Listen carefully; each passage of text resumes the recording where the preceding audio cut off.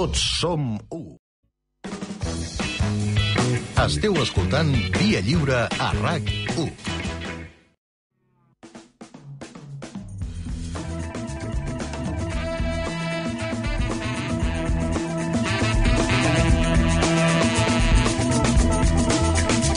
Emma Xalà!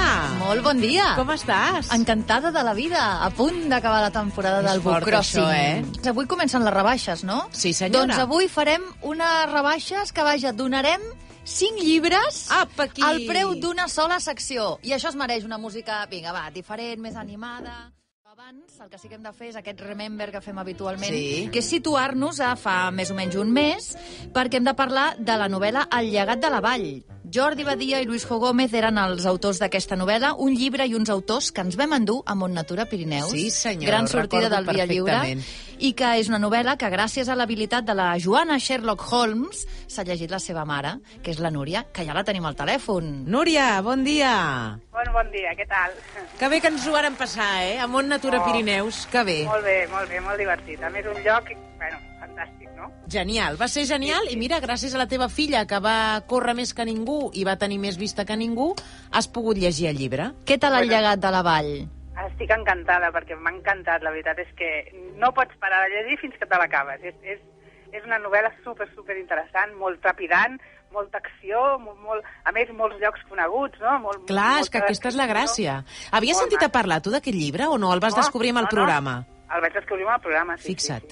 Sí, estem parlant d'una novel·la que se centra, diguéssim, en un protagonista, que és l'Arnau, que rep una herència, que és una casa d'una tieta seva, allà dalt, exacte, a la Vall de Boí, una casa en la que de cop i volta molta gent està interessada perquè allà hi ha alguna cosa que ho relaciona amb el passat de quan l'etapa del romànic va explosionar a nivell artístic a la vall.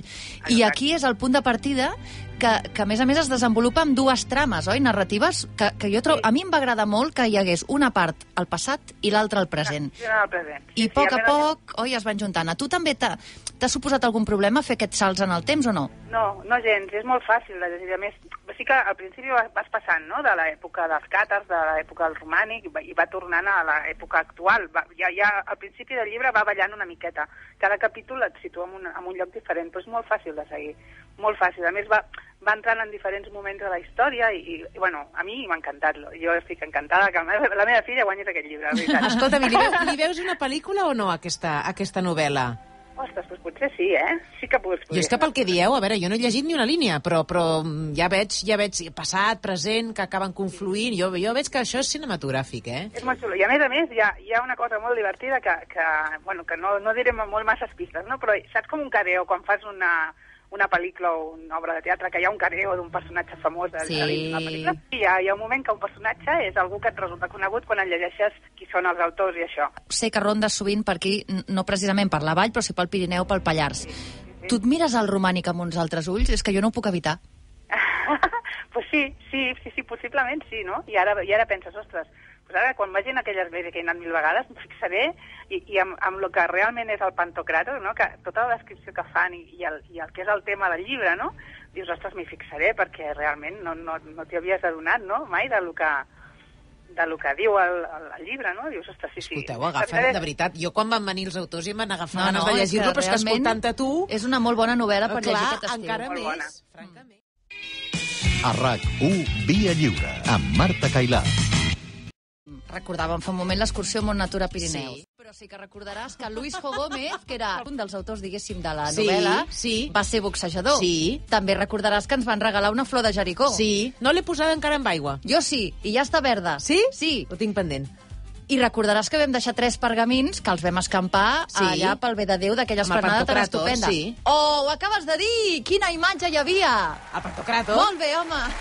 Aquesta estava molt recent, Crec que la pregunta que hauria d'haver fet era aquesta. Com es deia hauria fallat de Montnatura Pirineus? Citàvem ara fa un moment a Luis Jo Gómez, que era un dels autors. L'altre és el Jordi Badia, que és qui ens ha fet aquesta recomanació. Hola, bon dia, sóc Jordi Badia, coautor amb en Luis Jo Gómez de la novel·la El llegat de la vall. El llibre que us recomanaré no és dels darrers que he llegit, és més aviat un que em va impactar darrerament, que es diu La dona justa, de Sándor Márai. Per què? Doncs perquè m'agrada especialment la seva manera d'escriure sobre temes sempre difícils amb els que convivim cada dia, emocions, sentiments, dubtes, passions. I després perquè és un llibre on l'autor demostra una habilitat extraordinària per entrar en la intimitat més profunda dels tres personatges que fa anar i narrar amb cruesa i molt realisme tres interpretacions diferents sobre un mateix fet. En temps de dificultats, a l'Europa de l'Est, entre un burgès, la seva esposa i l'amant d'aquest. Senyores i res, donar-vos les gràcies. Gràcies a tu, Marta, com sempre, per al aquesta programa, fantàstica secció. a les editorials, als escriptors i sobretot a vosaltres que esteu allà a l'altra banda, els oients.